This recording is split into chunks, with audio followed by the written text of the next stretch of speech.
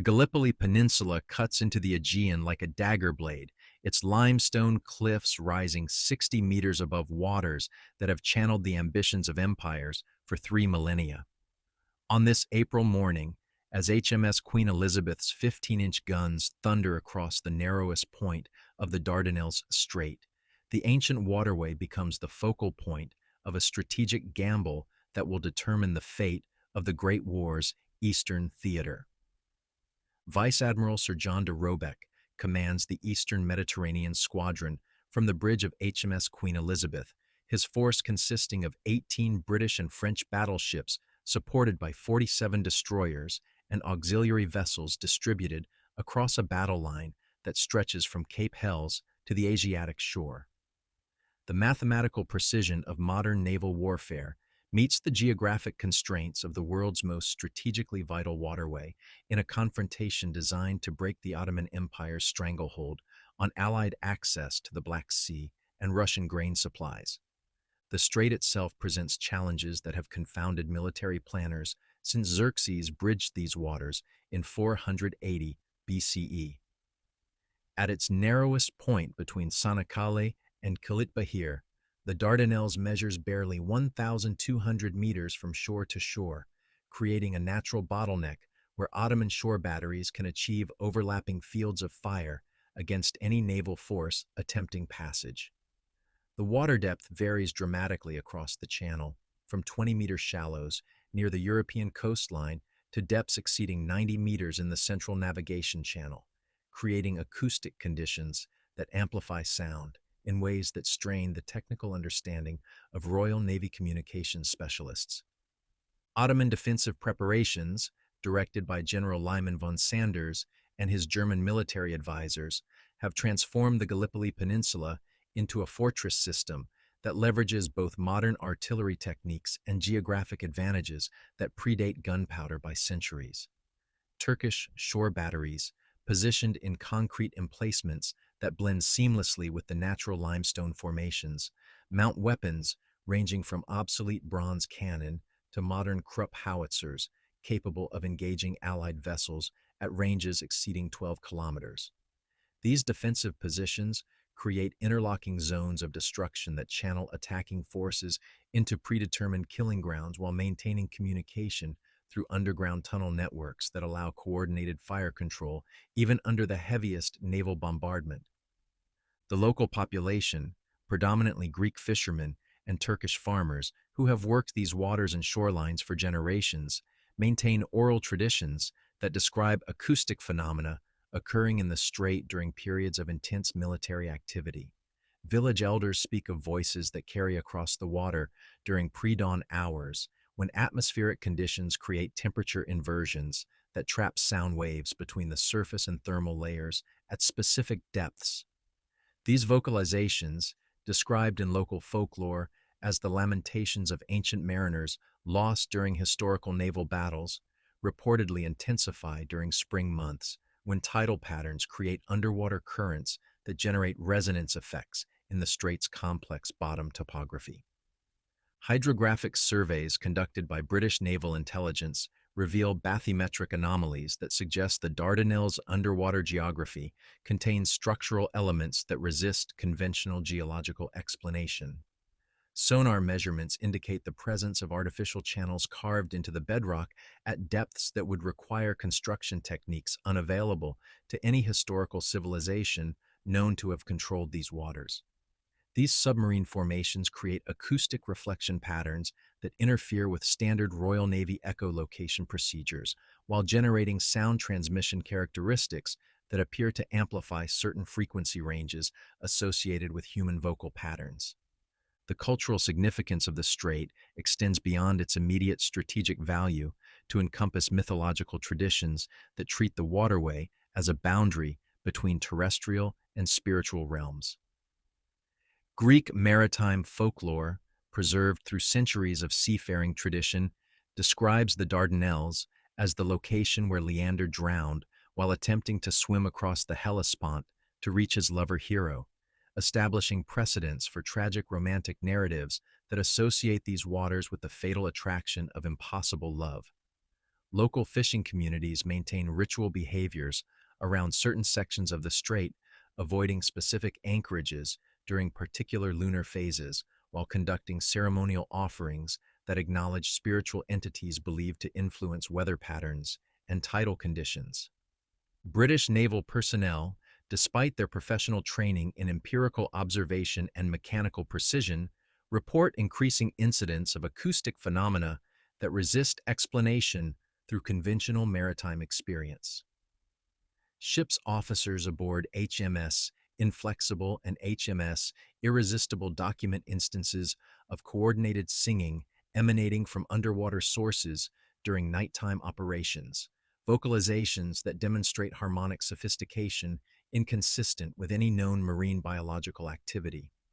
These auditory events occur most frequently during periods when Allied naval forces approach within 2 kilometers of the Turkish shoreline, suggesting correlation between supernatural phenomena and tactical proximity to Ottoman defensive positions.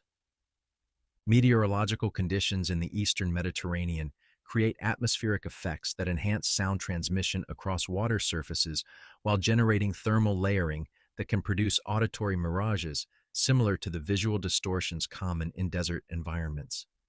Royal Navy meteorologists note that spring weather patterns in the Dardanelles region frequently produce temperature gradients that bend sound waves in ways that allow voices to carry across distances that should render speech unintelligible. Yet these natural phenomena do not account for the linguistic characteristics of the vocalizations reported by multiple Allied vessels operating independently in different sections of the strait.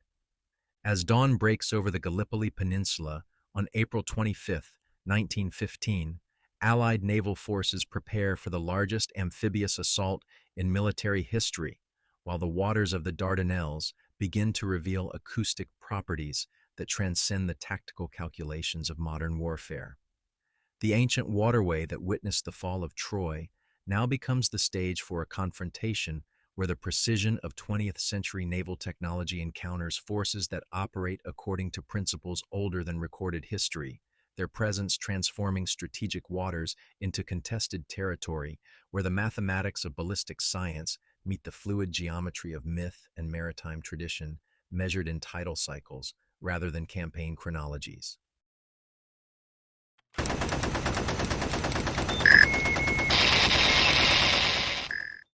Captain Richard Phillimore receives operational orders from Admiral de Robeck through wireless transmission, while HMS Inflexible maintains station approximately 3,200 meters southeast of the Khalid Bahir Fortress Complex.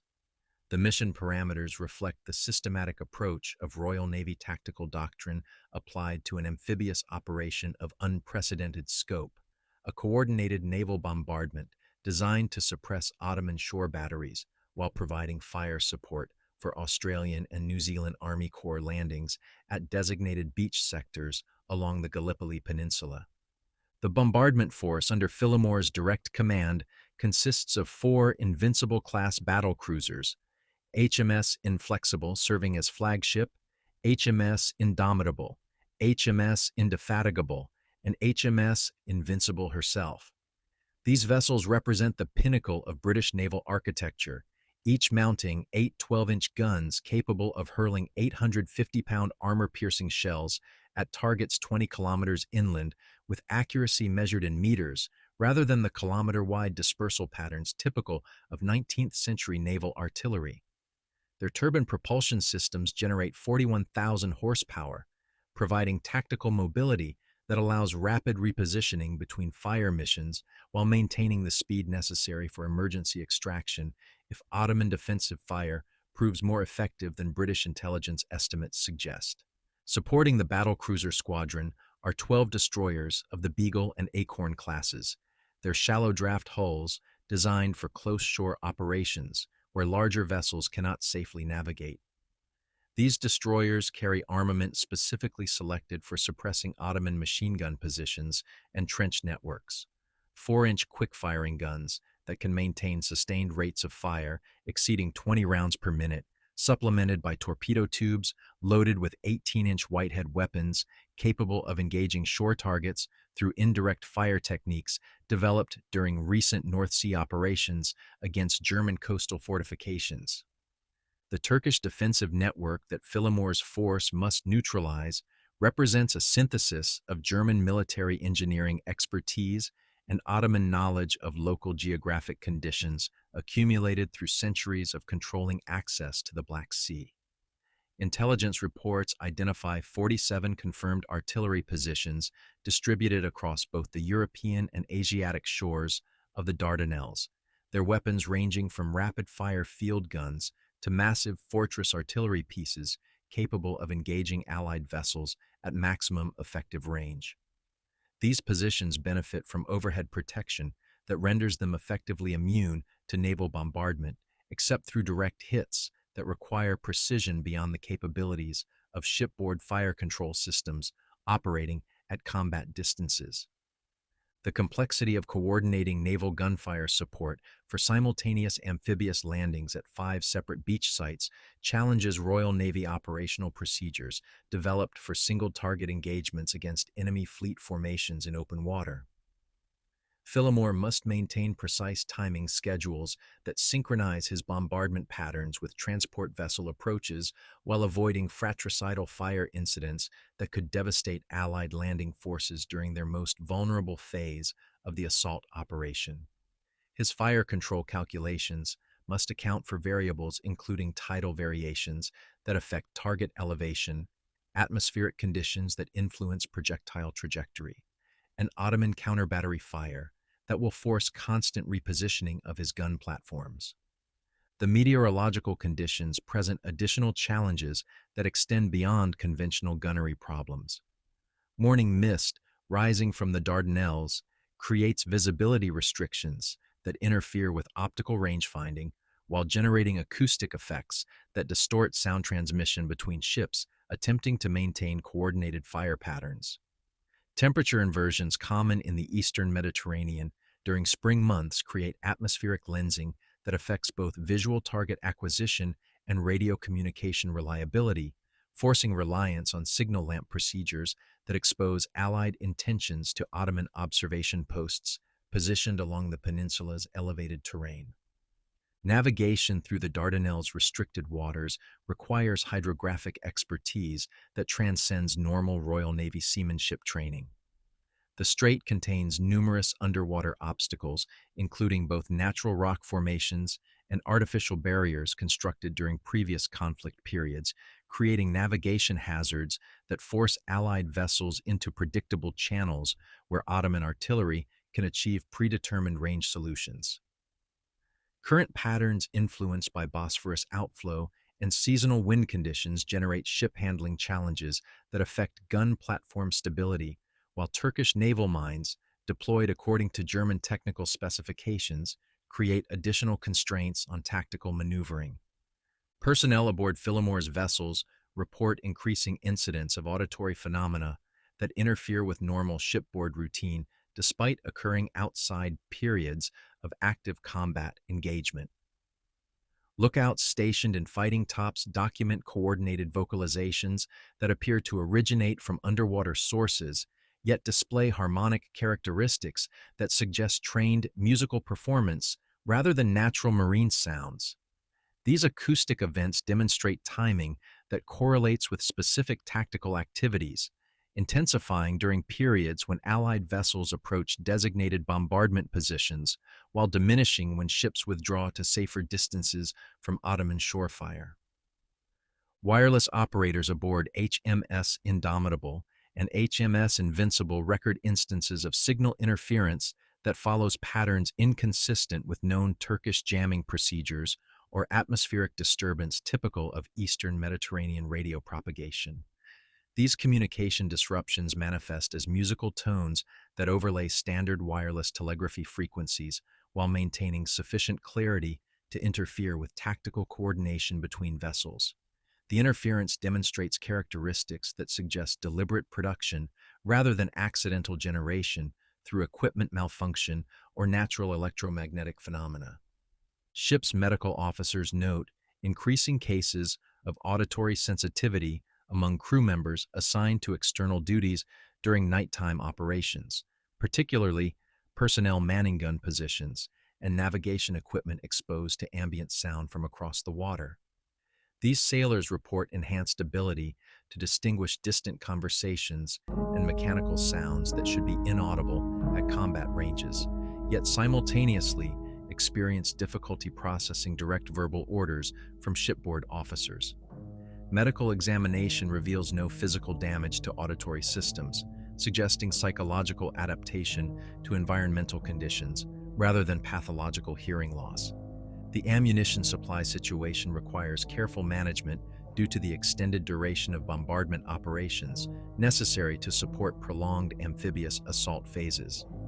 Each battlecruiser carries approximately 900 rounds of 12-inch ammunition distributed between armor-piercing shells for engaging hardened fortifications and high-explosive rounds designed for suppressing personnel targets.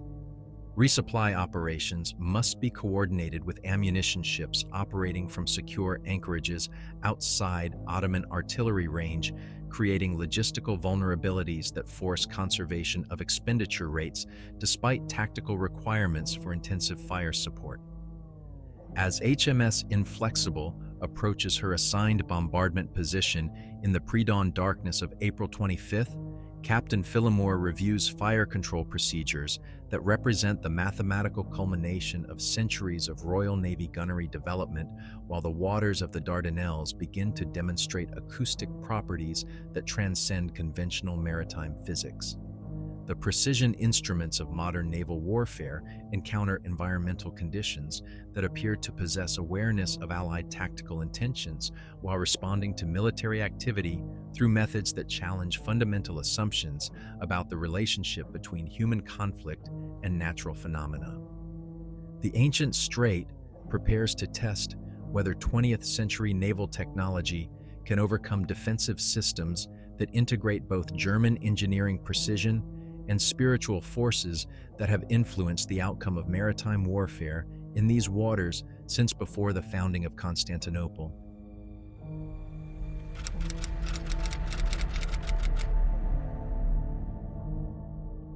HMS Inflexible's forward gun turret begins traversing toward predetermined target coordinates when Lieutenant Commander Jeffrey Rawson, manning the starboard fire control position, reports auditory interference that transcends normal battlefield acoustics. Through his range-finding equipment, calibrated to filter mechanical noise and focus on visual target acquisition, he detects vocalizations that demonstrate harmonic complexity inconsistent with known marine biological phenomena or human activity originating from Ottoman shore positions. The singing emerges from underwater sources positioned along the central navigation channel, creating acoustic patterns that suggest multiple coordinated voices performing in arrangements that require musical training beyond the capabilities of Turkish naval personnel known to operate in these waters. The melody follows modal structures recognizable to European classical composition while incorporating tonal variations that predate Western musical theory by centuries, creating hybrid harmonies that appeal to aesthetic sensibilities while generating psychological effects that interfere with concentration required for precision gunnery operations. Chief Petty Officer Thomas Hartwell, responsible for coordinating ammunition handling procedures in HMS Inflexible's forward magazine, documents incidents where the singing appears to influence mechanical systems through methods that challenge established principles of naval engineering. Shell hoists, designed to operate with clockwork precision, begin cycling at rates that correspond to the rhythm of underwater vocalizations, rather than responding to manual controls operated by trained Royal Navy gun crews. These malfunctions create delays in loading sequences that force recalculation of fire mission timing, while suggesting environmental factors that affect shipboard equipment through non-mechanical means. The acoustic phenomena demonstrate awareness of Allied tactical procedures that requires intelligence about Royal Navy operational methods acquired through observation periods extending far beyond known Ottoman surveillance capabilities. Vocalizations intensify when British vessels approach within effective range of designated shore targets, while diminishing during periods when Allied ships maintained safe distances from Turkish defensive fire. This correlation between supernatural activity and military engagement suggests coordination between spiritual entities and conventional Ottoman defensive planning that transcends normal intelligence cooperation between Allied forces. Hydrophone equipment aboard HMS Indomitable, designed for detecting submarine activity through passive acoustic monitoring, records sound signatures that resist classification according to established Royal Navy threat identification protocols. The underwater microphones detect organized singing that originates from sources moving at speeds inconsistent with known submarine propulsion capabilities, while maintaining positions that correspond to optimal observation points for monitoring Allied naval operations. These contacts demonstrate acoustic stealth characteristics that prevent range determination while suggesting technological capabilities unavailable to any contemporary naval force. Weather conditions in the Dardanelles begin exhibiting patterns that correlate with supernatural vocal activity in ways that challenge Royal Navy meteorological understanding developed through centuries of maritime experience. Wind patterns shift to create acoustic enhancement that amplifies underwater singing while generating atmospheric effects that interfere with optical range-finding equipment required for accurate naval gunfire. Temperature variations create thermal layering that bends sound waves in directions that focus supernatural vocalizations toward Allied vessels while dispersing mechanical noise from Ottoman shore batteries in ways that complicate counter-battery fire coordination. Personnel rotation schedules aboard British warships encounter complications that suggest supernatural influence extending beyond simple auditory phenomena into broader aspects of shipboard routine. Sailors assigned to external watch duties during periods of intense underwater singing report time distortion effects that cause scheduled relief rotations to occur at intervals that do not correspond to ship's chronometers, maintained according to Royal Navy precision timing standards. These temporal anomalies create confusion in duty assignments while generating fatigue patterns that affect combat readiness through mechanisms that transcend normal physical exhaustion. The singing demonstrates linguistic characteristics that incorporate elements from multiple historical periods while maintaining thematic consistency that suggests continuous cultural transmission across centuries of maritime activity in the Dardanelles region. Linguistic analysis by Royal Navy intelligence specialists identifies vocabulary from ancient Greek, classical Latin, medieval Turkish, and contemporary European languages, woven into vocal arrangements that preserve semantic meaning despite combining incompatible grammatical structures. This multilingual complexity implies supernatural entities with access to cultural knowledge spanning the entire history of strategic activity in these waters. Navigation equipment aboard Allied vessels begins displaying readings that contradict visual observation while correlating with variations in supernatural vocal intensity. Compass bearings drift toward magnetic orientations that correspond to underwater singing sources rather than maintaining alignment with terrestrial magnetic north, creating navigation errors that force reliance on celestial positioning techniques during daylight hours when astronomical references provide limited accuracy. These instrumental anomalies suggest environmental conditions that affect metallic components through magnetic fields generated by non-mechanical sources. Ship's medical officers document physiological effects among crew members exposed to prolonged supernatural vocal activity during consecutive watch periods. Personnel report enhanced auditory sensitivity that allows detection of distant mechanical sounds normally inaudible aboard operating warships, yet simultaneously experience difficulty processing direct verbal orders from shipboard officers during combat conditions. These hearing modifications appear temporary, subsiding when vessels withdraw from areas of intense supernatural activity while returning when tactical requirements force renewed proximity to underwater vocal sources. Communication between Allied vessels encounters interference patterns that suggest deliberate disruption of Royal Navy tactical coordination rather than accidental electromagnetic phenomena typical of Eastern Mediterranean radio propagation conditions. Wireless telegraphy signals carrying fire control orders experience selective degradation that affects specific types of tactical information while leaving routine administrative communications intact. This selective interference implies supernatural awareness of Royal Navy operational priorities combined with technical knowledge about wireless communication systems that exceeds known Ottoman electronic warfare capabilities. The underwater singing begins incorporating elements that reference specific Allied vessels by name while describing tactical intentions that should remain classified at command levels far above the security clearance of ordinary Turkish military personnel. These vocalizations demonstrate detailed knowledge of British fire mission planning while suggesting supernatural entities with access to intelligence about Allied strategic objectives acquired through observation methods that transcend conventional espionage techniques available to enemy forces. As HMS Inflexible approaches optimal firing position for commencing the naval bombardment that will support the Gallipoli landings, Captain Phillimore realizes that his mission encounters environmental conditions that challenge fundamental assumptions about the relationship between military technology and natural phenomena. The precision instruments of 20th century naval warfare meet forces that operate according to principles that predate the development of modern gunnery while maintaining awareness of contemporary tactical requirements that suggests intelligence capabilities extending beyond normal human understanding.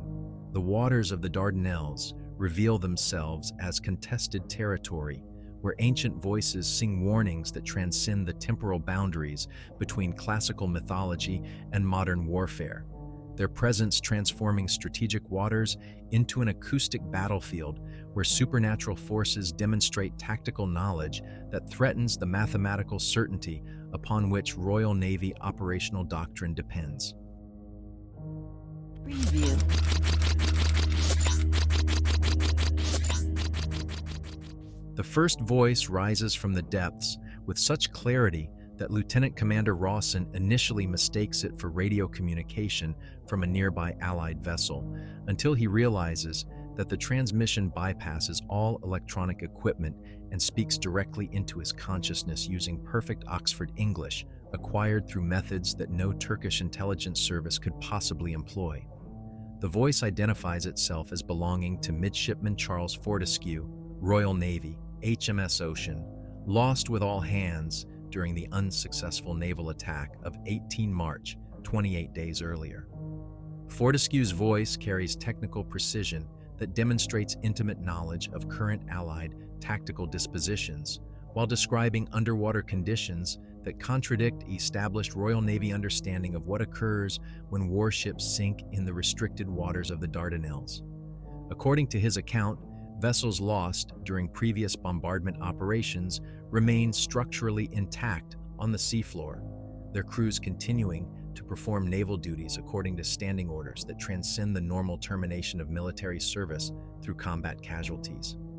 HMS Inflexible's forward 12-inch turret achieves firing solution on the Khalid Bahir battery complex when the underwater chorus expands to include voices representing crew members from multiple Allied vessels lost during the March offensive.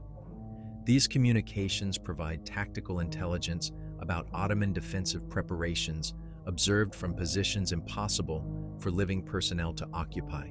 describing underground tunnel networks connecting shore batteries while detailing ammunition storage locations that British reconnaissance has been unable to identify through conventional observation methods. Chief Petty Officer Hartwell reports that ammunition handling equipment throughout the ship responds to commands issued by underwater voices rather than following orders from living Royal Navy personnel. Shell hoists operate according to loading sequences directed by dead gunners who maintain detailed knowledge of optimal fire patterns for engaging specific Turkish fortifications, while demonstrating familiarity with HMS Inflexible's mechanical systems that requires months of specialized training. These supernatural crew members coordinate ammunition flow with precision that exceeds performance standards achieved by living personnel during peacetime gunnery exercises. The singing transforms from musical harmony into tactical communication that provides real-time intelligence about Ottoman defensive activities occurring beyond the visual range of Allied observation posts. Dead sailors describe Turkish artillery crews repositioning guns according to prepared firing plans while reporting on reinforcement movements through communication trenches that connect hilltop positions along the Gallipoli Peninsula. This intelligence proves accurate when verified through subsequent Allied reconnaissance, yet its source raises questions about the nature of consciousness that persists after physical death in maritime combat environments. Ottoman shore batteries commence counter-bombardment operations, targeting HMS Inflexible with accuracy that suggests fire control coordination between Turkish gunners and supernatural entities possessing detailed knowledge of Royal Navy tactical procedures. Enemy shells impact in patterns that force British vessels toward predetermined positions where underwater voices intensify while Ottoman artillery achieves optimal range solutions. This coordination between conventional military forces and spiritual entities creates tactical challenges that Royal Navy doctrine has no established procedures for confronting. Captain Phillimore attempts to withdraw HMS Inflexible to safer distances from Turkish shore fire,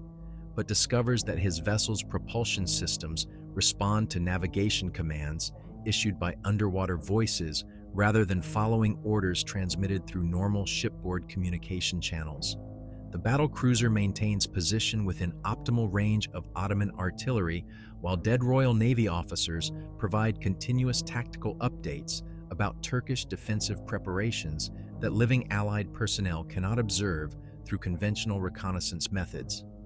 Hydrophone equipment designed for submarine detection now functions as communication apparatus that facilitates conversation between living crew members and supernatural entities representing Allied personnel lost during previous operations in these waters.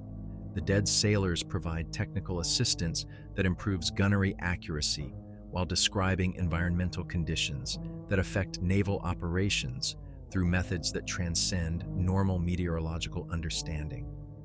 Their guidance enables HMS Inflexible to achieve direct hits on Turkish positions that should be impossible given the range and visibility limitations affecting conventional fire control procedures. The underwater voices begin describing the physical appearance of living Royal Navy personnel aboard HMS Inflexible with accuracy that suggests direct visual observation, despite the impossibility of dead sailors maintaining watch duties from seafloor positions. These descriptions include details about recent personnel rotations, equipment modifications, and tactical preparations that require access to classified information normally restricted to senior officers. The supernatural entities demonstrate awareness of Allied operational security while providing assistance that improves combat effectiveness through intelligence sharing between living and dead naval personnel. Wireless communication systems aboard British vessels begin facilitating conversations between supernatural entities representing different Allied ships lost during previous operations, creating a command network that coordinates tactical activities across multiple underwater positions while maintaining awareness of current Ottoman defensive preparations. This spiritual communication system operates independently of normal radio equipment while providing information exchange capabilities that exceed the performance characteristics of contemporary wireless technology. Ships' chronometers throughout the Allied squadron display synchronized time readings that correspond to supernatural vocal activity rather than maintaining accuracy according to established Royal Navy timekeeping standards. These temporal modifications create coordination challenges for planned fire missions while suggesting that underwater entities possess the ability to influence mechanical systems through methods that transcend normal electromagnetic interference patterns. The dead sailors explain that time measurement operates differently for personnel continuing naval service after physical death, creating scheduling conflicts between living and supernatural crew members.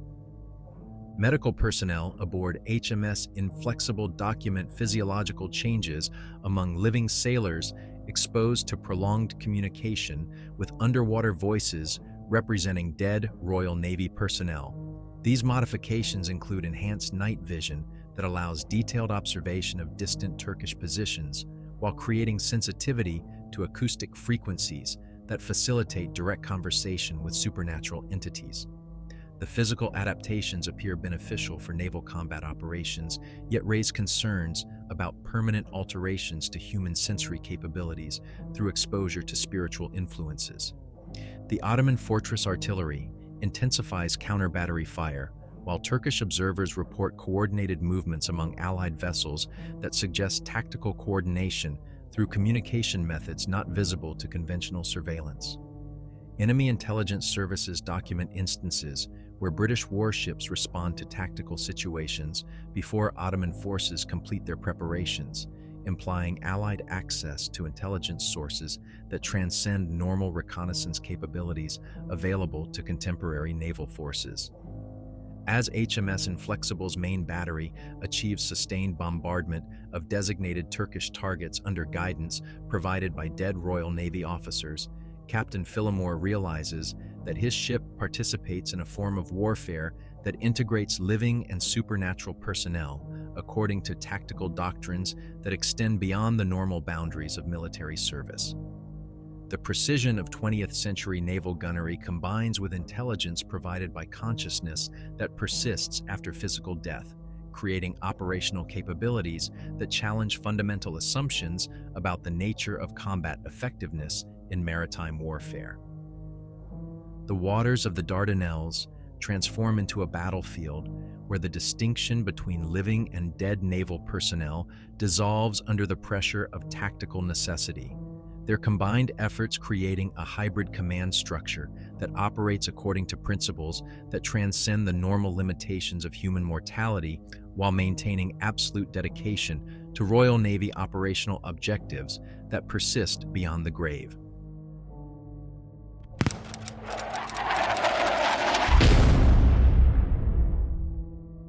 The sea floor erupts with light as HMS Ocean, HMS Irresistible, and HMS Bouvet rise from depths that instruments measured as permanent resting places, their superstructures intact despite weeks of submersion in waters that should have reduced steel hulls to scattered debris.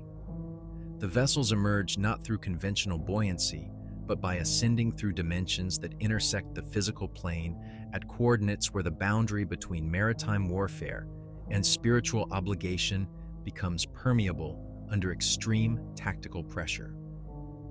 Captain Phillimore observes this impossible flotilla through optical equipment that functions despite violating every principle of physics taught at the Royal Naval College, Greenwich.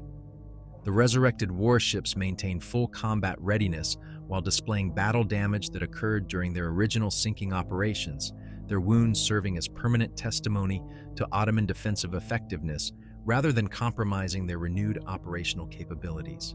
Gun turrets traverse with mechanical precision, while ammunition magazines provide unlimited ordnance supplies that exist independently of normal logistical constraints.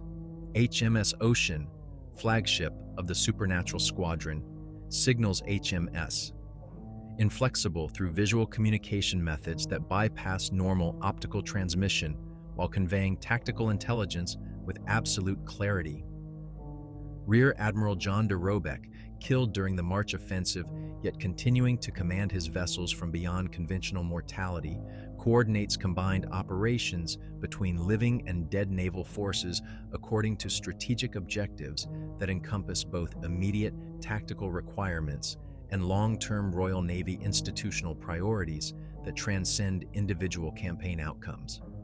The Ottoman fortress artillery responds to this supernatural naval resurrection by revealing defensive capabilities that German military advisors have developed through consultation with spiritual entities representing Byzantine naval commanders who defended Constantinople during previous siege operations spanning centuries of maritime warfare.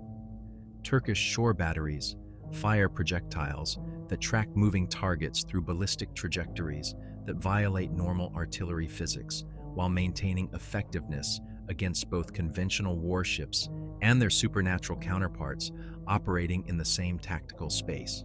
Underwater topography throughout the Narrows transforms as seafloor archaeology becomes active terrain that influences current naval operations through mechanisms that integrate historical precedent with contemporary tactical requirements. Ancient anchor chains from Xerxes' bridge construction rise to entangle modern propeller shafts, while Byzantine harbor chains materialize to create navigational obstacles that force both living and dead Allied vessels into predetermined firing positions, where Ottoman defensive systems achieve optimal target engagement parameters. The acoustic environment transitions from supernatural singing to comprehensive sonic warfare that employs sound frequencies as direct weapons against Allied personnel, rather than limiting their effects to psychological intimidation or equipment interference.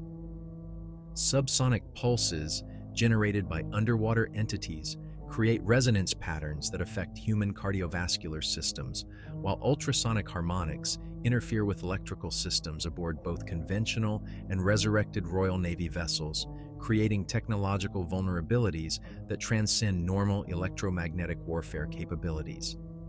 HMS Inflexible's crew experiences temporal fragmentation that allows simultaneous participation in multiple historical periods while maintaining awareness of current tactical situations, requiring immediate response to Ottoman counter-battery fire. Living sailors observe previous naval battles occurring in the same geographic coordinates while receiving combat training from Royal Navy personnel, representing centuries of maritime expertise accumulated through continuous warfare in these strategic waters.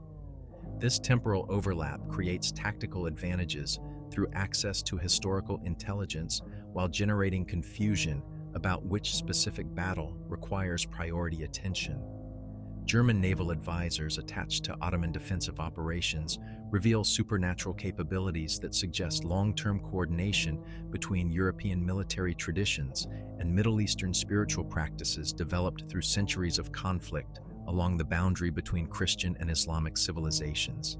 These advisors direct Turkish artillery through fire control methods that incorporate both Prussian military precision and mystical techniques that enhance targeting accuracy through spiritual awareness of enemy intentions rather than relying solely on conventional observation and calculation procedures.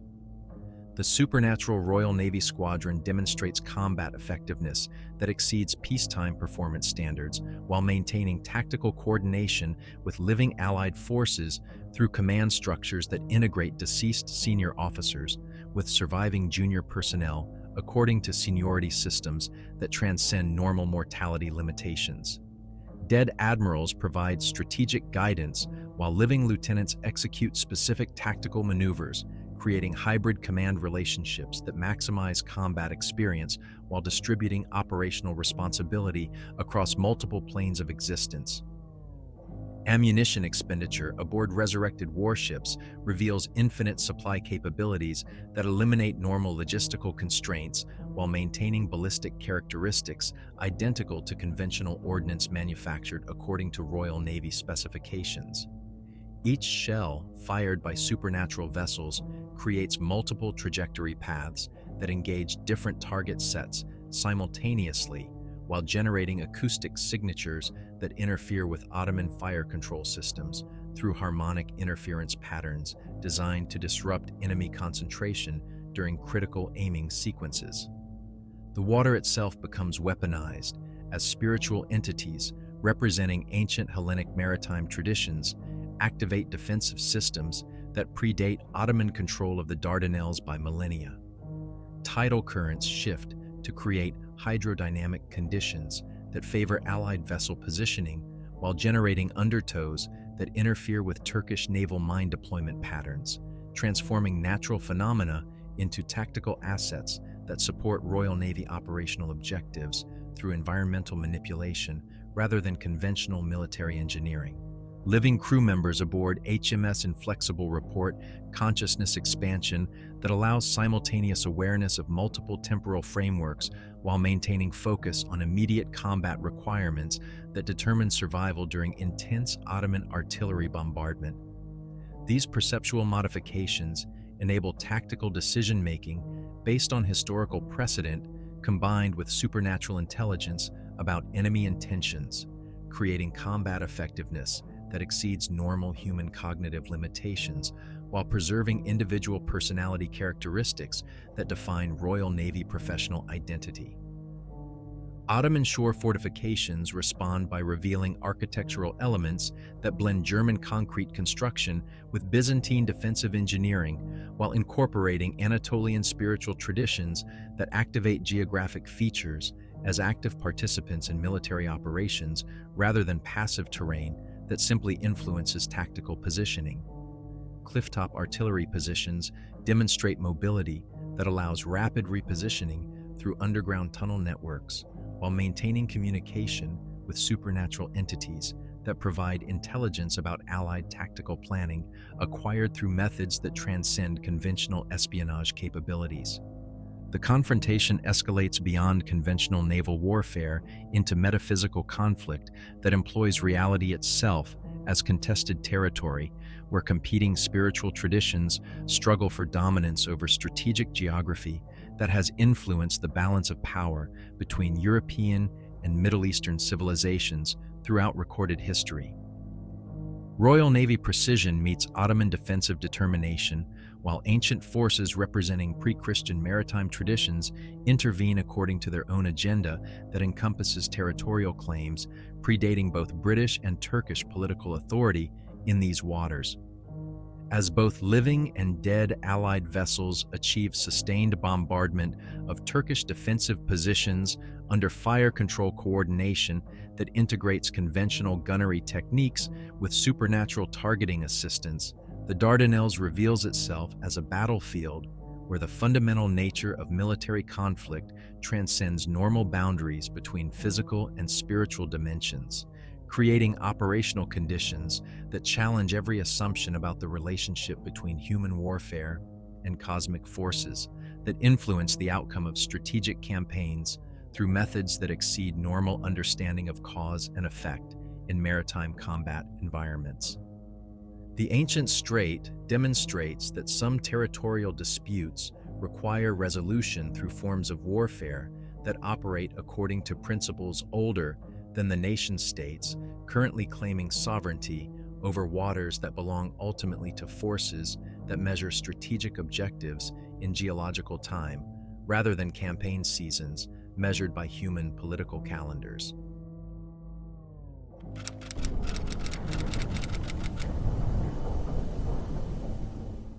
Vice Admiral Sir John de Robeck's after-action report, dictated to his flag secretary, while HMS Queen Elizabeth maintains position 12 nautical miles southeast of the Dardanelles, contains operational details that resist integration into standard Admiralty documentation procedures.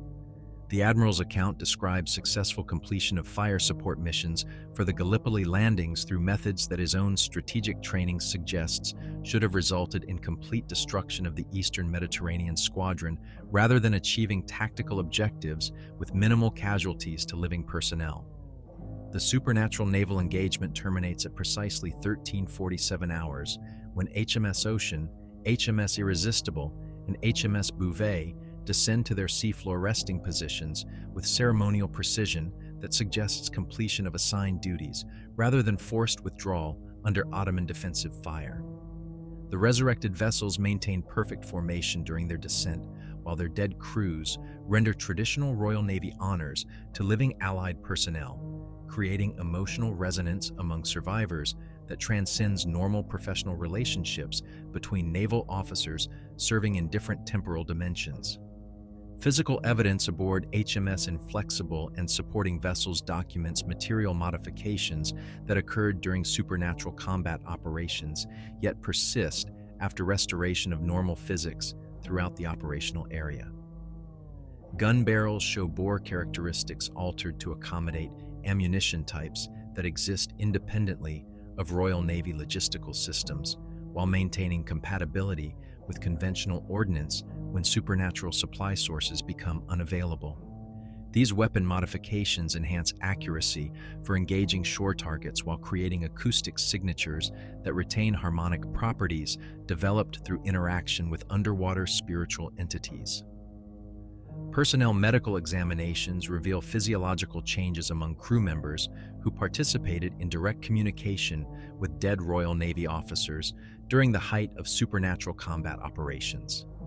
Living sailors retain enhanced sensory capabilities that allow detection of acoustic phenomena inaudible to normal human hearing, while developing visual sensitivity that enables observation of Turkish defensive activities at ranges exceeding standard optical equipment performance.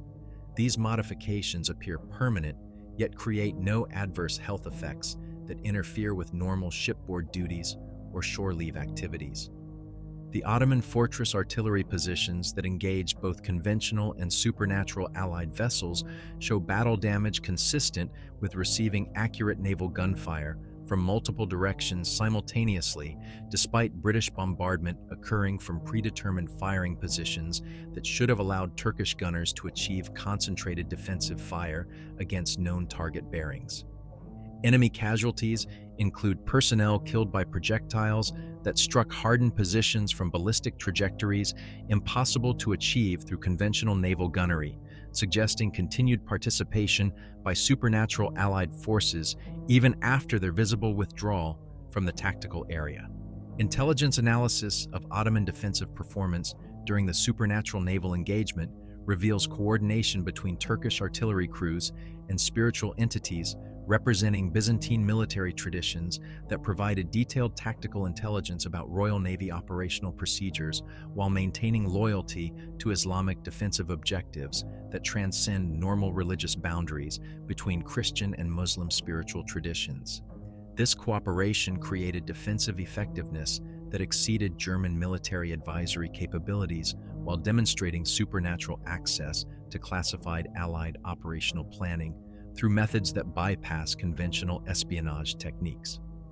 Ammunition expenditure calculations for HMS Inflexible and supporting vessels indicate consumption rates that violate established laws of physics regarding material conservation while achieving target destruction ratios that exceed peacetime gunnery exercise performance standards by margins that suggest supernatural assistance in fire control computation and ballistic trajectory modification. Shell fragments recovered from Turkish defensive positions show metallurgical characteristics that blend standard Royal Navy ordnance specifications with material properties that require manufacturing techniques unavailable to contemporary industrial technology. Hydrographic surveys conducted after the supernatural engagement reveal bathymetric changes throughout the Narrows that restore normal underwater topography while eliminating archaeological features that appeared during the height of combat operations between living and dead naval forces. Water depth measurements return to specifications documented in pre-war charts despite temporary manifestation of ancient harbor installations that provided tactical obstacles during the period when historical and contemporary military operations occurred simultaneously in the same geographic coordinates. Communication logs from wireless stations throughout the Allied fleet document message traffic between living Royal Navy personnel and supernatural entities that maintained operational security protocols appropriate to their respective security clearances, while providing tactical intelligence that improved combat effectiveness during engagement with Ottoman defensive systems enhanced through spiritual assistance from Byzantine naval traditions. These communications terminate precisely when supernatural vessels complete their descent to seafloor positions, suggesting command relationships that respect both military hierarchy and metaphysical boundaries between different planes of existence.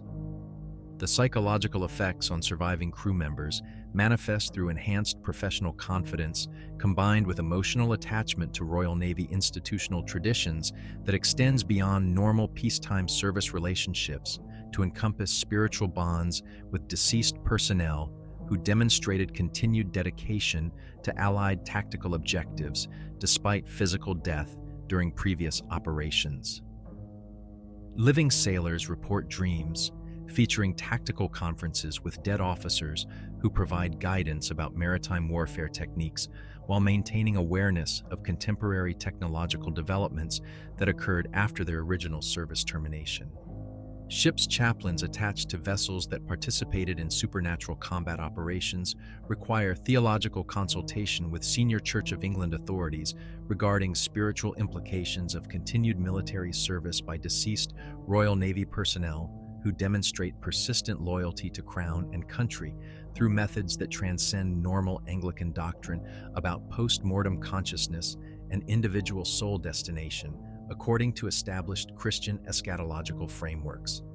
These religious officers report enhanced spiritual awareness combined with expanded understanding of divine intervention in human military affairs that challenges conventional theological training while strengthening personal faith in supernatural protection for military personnel serving in hazardous operational environments. Mechanical systems throughout the Allied squadron retained performance modifications that occurred during supernatural combat operations while gradually returning to normal operational parameters as temporal distance increases from the period of direct interaction with deceased Royal Navy technical specialists.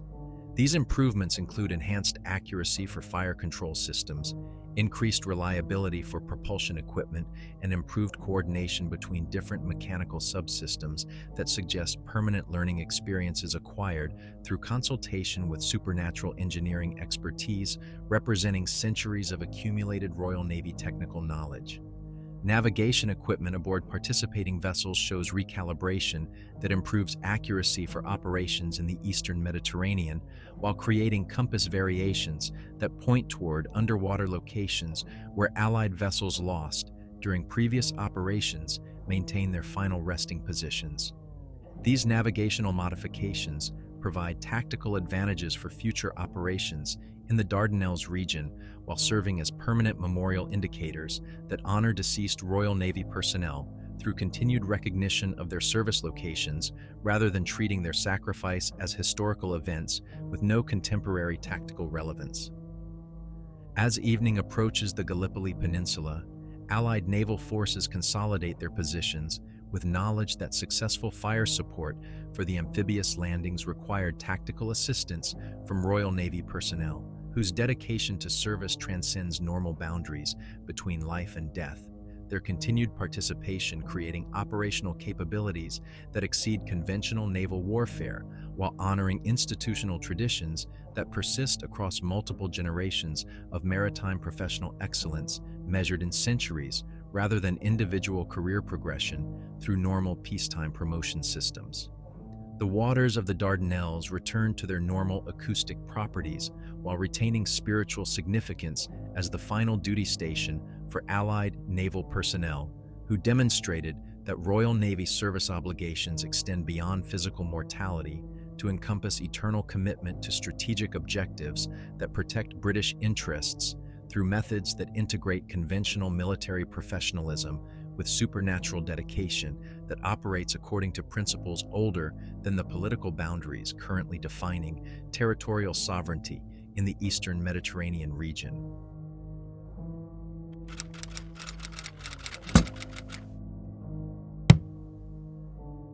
First Sea Lord Sir Henry Jackson receives Vice Admiral de Robeck's complete operational report through diplomatic pouches that arrive at the Admiralty bearing postal markings from stations that do not appear on any official British Empire routing schedules.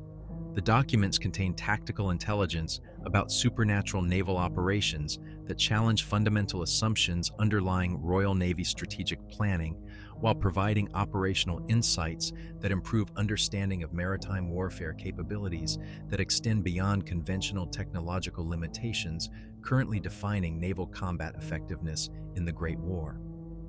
The Admiralty's response to documented supernatural naval assistance during the Gallipoli campaign establishes classification protocols that remove all references to deceased Royal Navy personnel continuing active service through post-mortem dedication to institutional objectives that transcend individual mortality.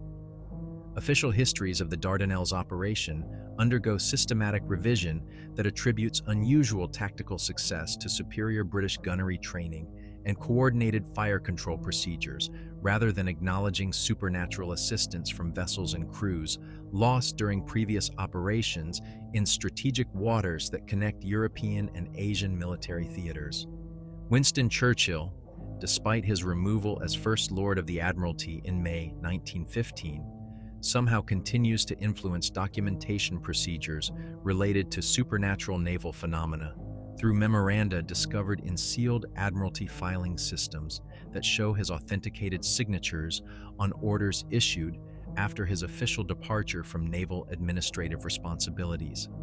These directives establish research programs that investigate spiritual aspects of maritime warfare while maintaining operational security that protects classified information about Royal Navy capabilities that exceed conventional technological parameters understood by enemy intelligence services.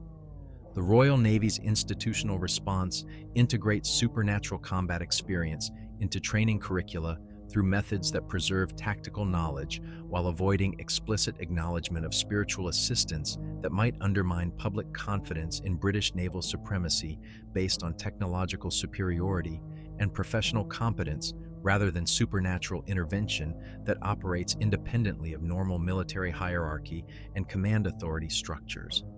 Advanced gunnery schools incorporate firing techniques developed through consultation with deceased naval officers while presenting these methods as innovations derived from conventional tactical analysis rather than communication with personnel continuing service beyond physical mortality. Personnel rotation policies throughout the fleet implement screening procedures that identify sailors with enhanced sensitivity to supernatural phenomena, while assigning these individuals to duties that maximize their unusual capabilities without creating security risks through public disclosure of Royal Navy reliance on spiritual assistance during combat operations. These modified personnel serve as liaison specialists who maintain communication with deceased naval officers while preserving operational security through classification systems that treat supernatural capabilities as advanced technology rather than spiritual phenomena that challenge established Anglican theological doctrine about post-mortem consciousness and individual soul destination. Maritime archaeological investigations in the Dardanelles region receive funding through budget allocations that do not appear in public Admiralty expenditure reports, while supporting research programs that study underwater locations where Allied vessels maintain their final resting positions as active duty stations rather than simple wreck sites marking historical combat casualties. These surveys document continuing Royal Navy presence in strategic waters through methods that acknowledge supernatural service obligations while maintaining diplomatic relations with Ottoman authorities who demonstrate similar reliance on spiritual military assistance from Byzantine naval traditions. Ship construction programs at British naval yards incorporate design modifications that enhance communication capabilities with supernatural maritime entities while maintaining appearance of conventional warship architecture that conceals advanced spiritual warfare systems from foreign naval intelligence services attempting to replicate Royal Navy technological advantages through industrial espionage rather than developing their own supernatural military capabilities. These vessels include specialized equipment that facilitates tactical coordination between living and dead naval personnel while providing acoustic systems that enable underwater communication with deceased crew members, maintaining eternal watch duties at strategic locations throughout British maritime territories. The Church of England develops specialized chaplain training programs that prepare religious officers for spiritual counseling duties aboard vessels that maintain active communication with deceased Royal Navy personnel while preserving doctrinal orthodoxy regarding Christian teachings about afterlife destinations and post-mortem spiritual obligations. These chaplains receive theological education that encompasses supernatural military service while maintaining evangelical responsibilities that support living crew members exposed to spiritual phenomena that transcend normal Anglican worship experiences during peacetime religious observances conducted according to established naval tradition and ceremonial protocol. Intelligence cooperation between Royal Navy supernatural warfare specialists and similar programs developed by Allied naval forces creates international coordination mechanisms that share tactical knowledge about spiritual military assistance while maintaining national security boundaries that protect classified capabilities from enemy access through conventional espionage methods or supernatural reconnaissance techniques employed by opposing spiritual traditions that support German and Ottoman military objectives. These cooperative arrangements establish precedents for supernatural military alliance structures that operate independently of normal diplomatic relations between participating governments. Colonial administration throughout the British Empire implements policies that identify indigenous spiritual traditions with potential military applications while developing recruitment procedures that integrate supernatural capabilities with conventional armed forces serving in territories where local spiritual geography provides tactical advantages for British strategic objectives.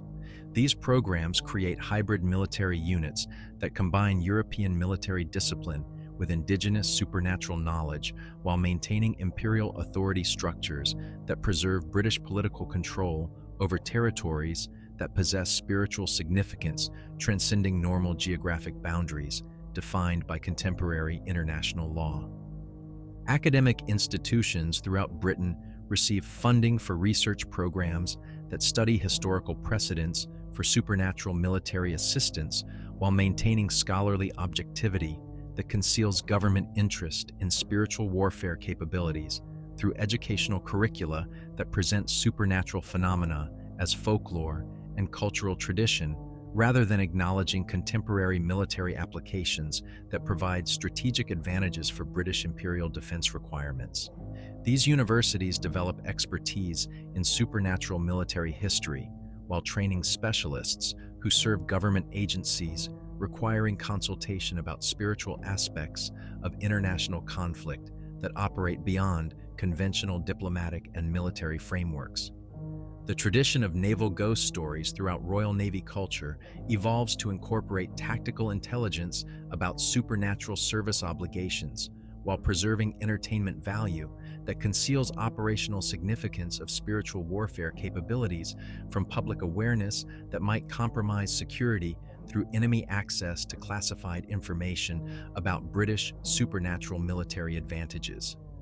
These stories serve as unofficial training materials that prepare naval personnel for potential supernatural encounters while maintaining cultural continuity with traditional maritime folklore that predates contemporary spiritual warfare applications by centuries of seafaring experience in waters where supernatural entities maintain territorial interests that influence human maritime activities.